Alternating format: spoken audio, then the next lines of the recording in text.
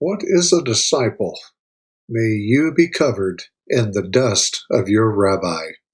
Hello, everyone.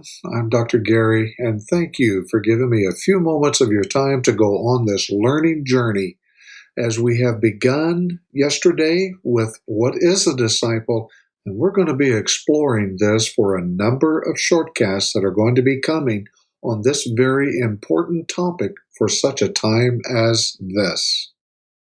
Jesus was a rabbi. At the essence of the term rabbi, it simply means master.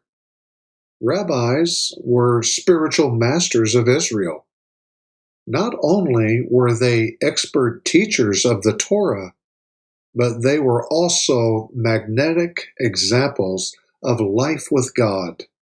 They possessed inner luminescence. Every rabbi had a yoke, a Hebrew idiom for his set of teachings, his way of reading scriptures, his take on how to thrive as a human being in God's created world. And can I just say that right there lies real confusion going on in the church world, North America, is that everybody has their way of teaching, their way of reading scriptures and influencing minds of their audience. Rabbis came from a broad cross-section of society. They could have been carpenters, blacksmiths, farmers. Most of them trained under another rabbi for many years, then began to teach on their own and call their own disciples around age 30. There were no formal certifications like our modern education system. Authority worked differently in that culture. Your life and teaching were your credentials. I wonder what would change if we took that more serious today. Rabbis were itinerant, and most were unpaid. They traveled with their disciples to various synagogues that welcomed them and would teach. There was no classroom, but in the open air and along the road. Their text was the Torah and the school of life. Repeatedly, the New Testament, Jesus is called Rabbi. Understand, he was not no ordinary rabbi. The title Rabbi is used 16 times in the New Testament.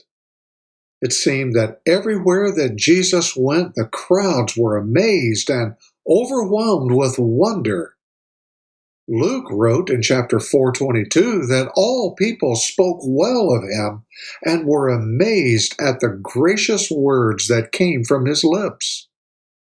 Mark writes in 1:22 that people were amazed at his teachings because he taught as one having authority, not like the teachers of the law. North America has such a weak view of the Lord Jesus Christ that we have diluted his authority with our religious strategies and performances. Now, you need to let that sink in. You need to ponder that. You need to take a survey of the religious landscape of North America, and you will come to this conclusion. It seems that we would rather trust a politician, a celebrity, or a pastor that has gone rogue. This has led us to not even think that Jesus is to be consulted on key matters of our modern time. People are becoming more divided on turning to Jesus to help in the arena of human flourishing. There are 5 dimensions of flourishing people.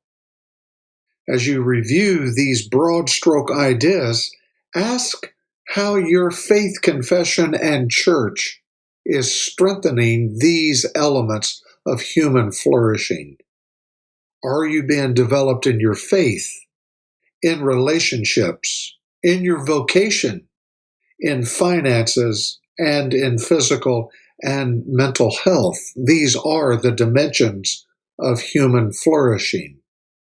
Dallas Willard, the great philosopher, writes, "What lies at the heart of the astonishing disregard of Jesus found in the moment-to-moment existence of multitudes of professing Christians is simply a lack of respect for Christ."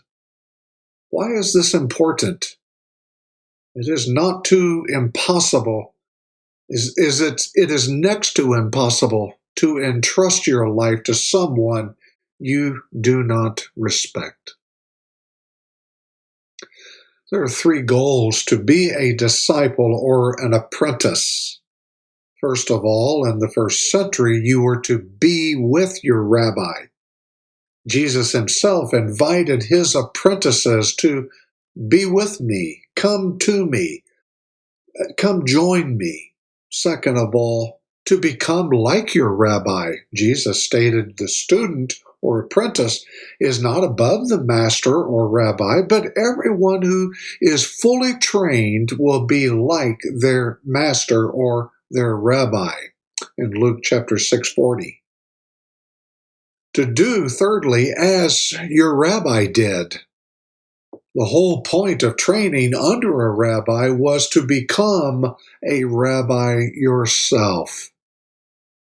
This is what is meant to be a disciple.